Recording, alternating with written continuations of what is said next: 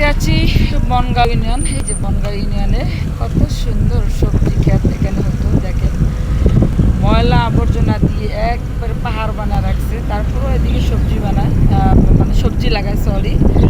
এই যে লাউ ক্ষেত, করলা ক্ষেত, মিষ্টি লাউ, তারপর অনেক সবজি ক্ষেত কিন্তু দেখেন। এই যে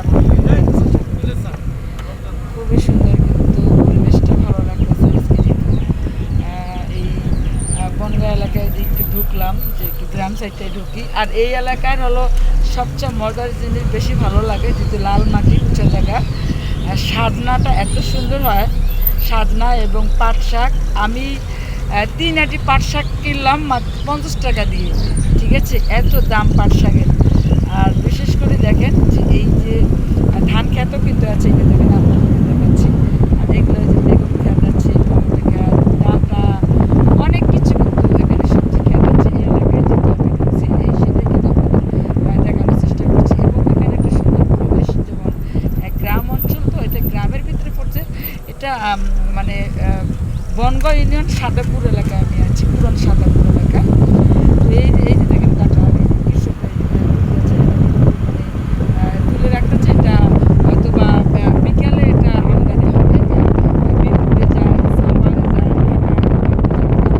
সব জায়গায় পাওয়া যায়। তো এই আপনাদের মাঝে আমি সেটাই তুলে ধরার চেষ্টা করতেছি। আর এই তাল গাছগুলো তখন রাস্তাটা ছিল না, রাস্তাটা কিন্তু নতুন হয়েছে। দেখেন পানি এদিকে পাওয়া যায়, খুবই দুর্ভোগ ছিল। এই রাস্তাটা নতুন হওয়ার পরে পরে এটা ব্যাটিং ঝালাই করছে, করার পরে এখন এদিকে এখন অনেক কিন্তু বসতবাড়িও আছে।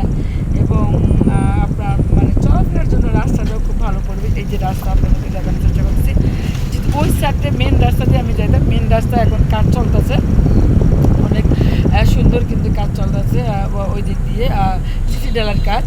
তো সেই জন্য এটা সাইডের যে রাস্তা আছে, সেই সাইডের রাস্তা দিয়ে কিন্তু আমি যাচ্ছি। আর এই যে দেখেন এই এলাকায় কিন্তু এখনও কিন্তু রাখাল আছে, যে এই গরু নিয়ে কিন্তু চকে গিয়ে তার গরু ঘাস খাওয়ায়।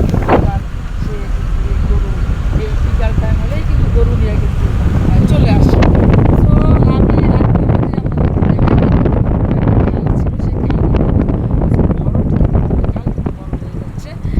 আমার জানা নেই আসলে এই খালগুলা মালিকানা কিনা। আগে দেখতাম খাল ভরট হয়ে কিন্তু বসত বাড়ি হয়ে গেছে অনেকগুলা। তো আপনাদের যদি আমি আর একটু দেখাই, যে দেখেন এই যে ব্রিজটা, এই যে ব্রিজ, এই যে পুরা একটা নদী ছিল, তো এখন এটা ভরট হয়ে গেছে এলাকা, মানে মহল্লা হয়ে গেছে। তো দর্শক, আমি আপনাদেরকে সেটাই দেখানোর চেষ্টা করছি। ধন্যবাদ সবাইকে, সবাই ভালো থাকবেন।